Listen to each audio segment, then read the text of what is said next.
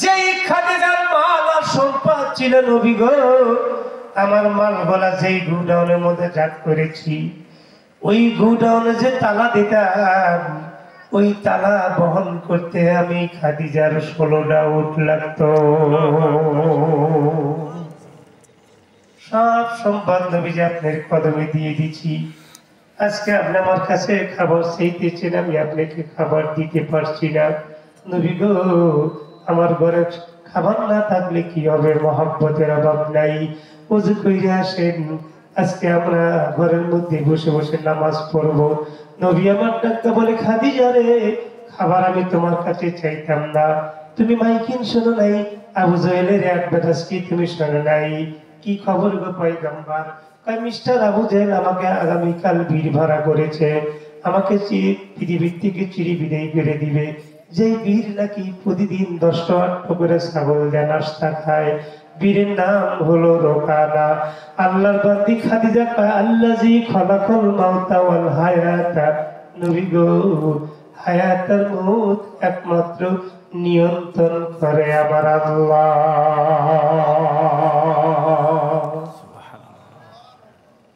কিন্তু পয়গম্বর, তাই আপনি আমার কাছে কেন খাবার চাচ্ছেন? খাদিজা রে, আমাকে আগামীকাল মেরে ফেলবে, তাই আমি জীবনের শেষবারের মতো তোমার হাতের খাবারটুকু একটু খেতে চাই। সেই জন্য তোমার ঘরে সেরে খাবার আবদার করেছি। খাদিজা কয়, নবী গো, ঘরে খাবার নাই, আসুন ওযু করে আসুন, আমরা আজকে সারা রাত নামাজের মধ্যে ইবাদতের মধ্যে কাটাবো। নবীজি বন্ধুরা ওযু করে খাদিজার ঘরের মধ্যে প্রবেশ করলেন। এক পর্যায়ে নবীজি নামাজের মধ্যে দাঁড়িয়ে গেলেন। আল্লাহর বান্দি খাদিজা নবীর পিছনে দাঁড়ায় গেল। আল্লাহর পয়গম্বর আমার বন্ধুরে দীর্ঘ রাত পর্যন্ত নামাজ পড়ার পরে খাদিজা ডাক দেয়, খাদিজা রে, অনেকক্ষণ পর্যন্ত ইবাদত করেছি, আসলে খাদিজা আজকে তুমি আর আমি একসাথে একটু দোয়া করি, জীবনের শেষবারের মতো দোয়া করবো রে খাদিজা। খাদিজা তখন ডাকতে বলে, নবী গো, জীবন ভরে এত ইবাদত করছেন, এত দোয়া করছেন, আমি আপনার সাথে আমিন আমিন করেছি, আপনার কাছে জীবনে কোনোদিন কোনো কিছু আবদার করি নাই। আজকে আমি আপনার কাছে একটা জিনিস আবদার করবো, দিবেননি?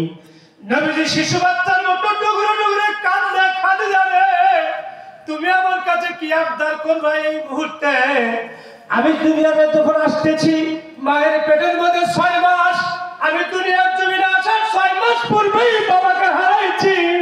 খাদিজা রে, আমি আমার দুনিয়ার জমিনে বাবার মুখ দেখতে পাই নাই, বাবার আদর কদর পাই নাই। আমার বয়স যখন 5 বছর, 5.5 বছর পূর্তি হলো, আমি আমার বন্ধুদেরকে লইয়া আমি মক্কার জমিনে মাঠের মধ্যে খেলাধুলা করতে যাইতাম রে খাদিজা। আরে পরন্ত বেলায় আচার নামাজের পর দেখতাম সকল বন্ধুর বাবার আসতো, তাদের সন্তানকে বুকের মধ্যে যারা ধরত, ছেলের কপালে চুমু দিত, ঠোঁটের মধ্যে চুমু দিত, পকেট থেকে আঙ্গুর বের করে দিত, আপেল বের করে দিত রে খাদিজা। আমি রাত্রিবেলায় একা একা যাই, আমার আপনজন বলতে কেউ নাই, আমি মার বুকের মধ্যে শুয়ে শুয়ে